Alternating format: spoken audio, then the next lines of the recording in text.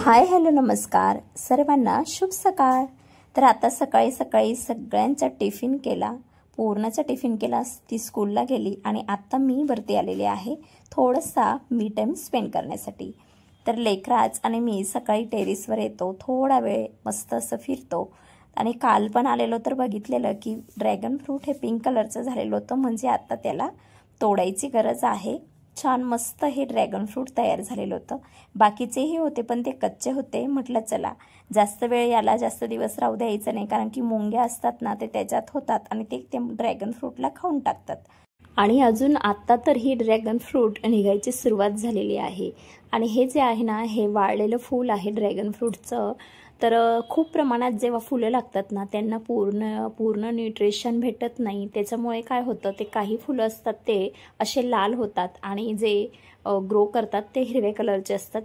फूल उमळेपर्यंत त्यांचा कलर हिरवाच असतो आणि नंतर जसं ब्रह्मकमळचं फूल असतं ना सेम तशाच पद्धतीचं तेवढ्या मोठ्या साईजचं हे ड्रॅगन फ्रूटचं फूल होतं आणि त्याची उमळायची वेळ पण तीच आहे, रात्री 8 वाजेपासून तर रात्रीचे 12 वाजेपर्यंत। ह्या काळामध्ये ते छान असं उमळून जातं आणि 12 वाजेनंतर ते आपोआप मुरझळायलाही लागतं। तर अगदी कमी मातीमध्ये लावलेलं आहे तेलाच्या ड्रमांमध्ये आणि बघू शकतात किती प्रमाणात ड्रॅगन फ्रूट आणि फ्लावर आलेले आहेत। ड्रॅगन फ्रूट हे कॅक्टस फॅमिलीमधून बिलॉंग करतं, जसं सांबर वगैरे असतात, कोरफड असतं, असे जे आहे जे अगदी कमी पाण्यामध्ये छान असे ग्रो करतात असं आहे। असं म्हणतात ना मेहनत का फल मीठा होता है, तसंच झालेलं आहे। मेहनतीवर असं छान हे फळ मला भेटलेलं आहे आणि अजून भरपूर भेटतील, तर त्याचा आनंदच वेगळा आहे। आता मी खाली आली आणि ड्रॅगन फ्रूट लगेच कापायला घेतलंय, कारण की मी ह्या सीझनची फार आतुरतेने वाट बघत असते। तर वर्षातून एकदाच हे फळ येतात, जुलै आणि ऑगस्ट हे त्याचं हार्वेस्टिंगचं सीझन आहे। तर याची चव जी आहे, टेस्ट आहे इतकी भारी आहे की काय सांगू तुम्हाला। लेकराजला पण इतर फळांपेक्षा हे फळ खूपच आवडतं, म्हणजे त्याचं पोट भरणार पण मन भरणार नाही अशा पद्धतीचं। आणि हे पिंक कलरचं आतमध्ये निघतं म्हणून हे खूपच गोड असतं, जे व्हाईट निघतं ना ते याच्यापेक्षा थोडंसं त्याला कमी गोड वाटतं। दुपारच्या वेळेस मला ना खूप सारे प्लांट्स लावून घ्यायचे होते, काही रिपोर्टिंग करायचे होते आणि रिपोर्टिंग करायची बेस्ट वेळ ही संध्याकाळ ते रात्र ह्याच काळात करायचं, दुपारी उन्हामध्ये करायचं नाही। आता सध्या तर पावसाळ्याचे सीझन आहे म्हणून ऊन नसतंच, नाहीच्या बरोबरच असतं, पण कधीच रिपोर्टिंग करताना उन्हात करायचं नाही। हे जे व्हाईट प्लांटर्स आहेत हे हँगिंग प्लांटर्स आहेत, जे मी ऑनलाईन घेतलेले आहेत आणि हे रेक्टँगल शेपचे जे आहेत तेही मी ऑनलाईनच घेतलेले आहेत। ऑफलाईनपेक्षा म्हणजे आपण नर्सरीवरनं वगैरे आणतो त्याच्यापेक्षा ऑनलाईनमध्ये खूप रिजनेबल प्राईसमध्ये हे मिळतात आणि आपल्याला जास्त क्वांटिटीत जर घ्यायचं असेल तर खूपच परवडतात ते। तर सर्व माती वगैरे तयार केली आहे, छोटे मोठे कामं झाले, त्यानंतर थोडंसं असं अंधार पडायला लागलं होतं, संध्याकाळ झाली होती आणि मग मी रिपोर्टिंग करायला सुरुवात केली। हे जे बास्केट असते ना खाली मुळाशी लागलेली, नर्सरीमधून जेव्हा प्लांट्स आणतो आपण तेव्हा, तर ते ना जास्त मुळा मोठ्या नको व्हायला आणि प्लांट्सची हाईट जास्त वाढायला नको, त्याच्यासाठी ते असतं। आपण जेव्हा रिपोर्टिंग करतो तेव्हा ती बास्केट जी आहे काळ्या कलरची तिला कट करून घ्यायचं असतं। तर हे करा तरच तुमचं प्लांट छान असं ग्रो करतं। आणि एका व्हिडिओमध्ये 1-1.5 महिन्यापूर्वीच मी अपलोड केलेला होता कंपोस्ट कसं तयार करायचं, किचन कंपोस्ट। तर ते कंपोस्टचं जे होतं व्हिडिओमध्ये मी दाखवलेलं तेच आहे हे जे तयार झालेलं आहे। आता 1 ते 1.5 महिना झाला असेल ते करायला। तर खूप छान असं आपलं घरातलं जे किचनमधला जो आपला वेस्ट निघतो, फळांचे सालं, भाजींचे सडलेल्या वगैरे भाजी, अंड्याचे शिलके वगैरे हे सगळं ते मी टाकते, पालापाचोळा वगैरे असं। तर छान आपलं हे कंपोस्ट तयार झालेलं होतं आणि जी लाल माती असते नर्सरीमध्ये जी मिळते ती काळी माती हे सगळं मिक्स केल्यानंतर मी हे रिपोर्टिंग करायला घेतलं आहे। आता रिपोर्टिंग केल्यानंतर मुळा ओपन होतात, त्याच्यामुळे काय होतं हे जे प्लांट्स आहे हे डिप्रेशनमध्ये जातं, म्हणजे त्याचे पानं गळायला लागतात। जर कळ्या असतील लागलेल्या तर कळ्या देखील गळतात, त्याच्यामुळे घाबरायचं नाही। त्यानंतर 5-6 दिवसानंतर ते छान असं ग्रो व्हायला सुरुवात करतं, पण उन्हात अजिबात ठेवायचं नाही। 4-5 दिवस तर ते सावलीतच राहू द्यायचं।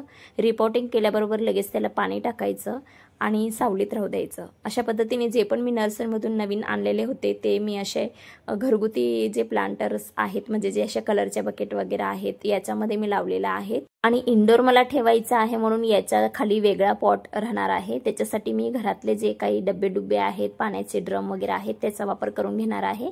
आणि जे बाहेर ठेवायचे होते त्याच्यासाठी हे रेक्टँगल शेपचे आहेत, त्याच्यामध्ये मी लहान लहान असे नेहमी येणारे फुलांचे झाडं लावलेले आहेत. आणि हे जे आहे हे जेट प्लांट आहे. 4 वर्षापासून माझं हे जेट प्लांट मी लावलेलं आहे आणि खूप छान असं ग्रो करत होतं. खूप लहान साईजचं होतं मी जेव्हा आणलं आणि याच्यामधून भरपूर मी कटिंग केलेली आहे, भरपूर जणांना कटिंग देखील दिलेली आहे. तर असं म्हणतात की जेट प्लांट इंडोर आहे, तर नाही, ते बिलकुल इंडोर नाही, त्याला ऊन आणि पाऊस वगैरे सगळं लागतं. तर माझं हे बाहेरच ठेवलेलं असतं आणि खूप छान असं ग्रो करतं. पण एवढे बाहेर जर ठेवत असतं तर रेग्युलर त्याला पाणी टाकायला हवं आणि पाणीचा निचरा होईल असंच त्याच्यात होल वगैरे करायचं कुंडीमध्ये, नाहीतर मग मुळा सडतात. पाण्यामध्ये ग्रो केलेले हे मनी प्लांट आहेत, त्याला छान अशा मुळा आलेल्या होत्या, म्हणून म्हटलं चला याला मातीमध्ये लावते. असे तर माझ्याकडे भरपूर मनी प्लांट आहेत जे तुम्हाला दिसतच आहेत.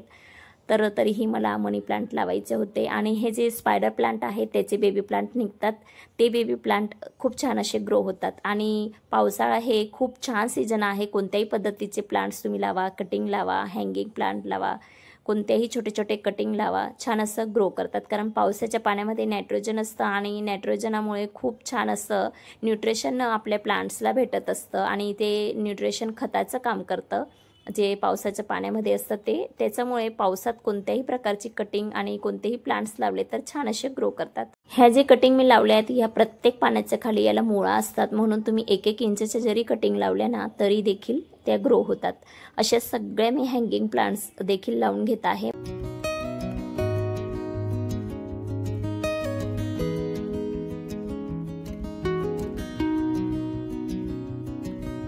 आणि जे जेट प्लांट आहे त्याची कटिंग ही खूप छान अशी ग्रो होते, म्हणून जर जेट प्लांट तुम्हाला कटिंग करून लावायचे असेल तर असं जिथं पाऊस येतो त्या जागेवर पिशवीत जरी तुम्ही लावून ठेवली तर ते छान असं ग्रो करते.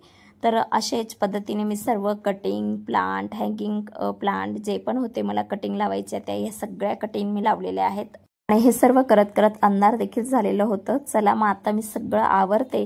तुम्हाला हा व्हिडिओ कसा वाटला, आवडला असेल तर व्हिडिओ खाली लाईक करा. अशाच व्हिडिओसाठी चॅनलला सबस्क्राईब करा आणि जवळचं बेल घंटेला नक्कीच दाबा. चला मी पुन्हा भेटते, तोपर्यंत स्वस्त रहा, मस्त रहा. धन्यवाद.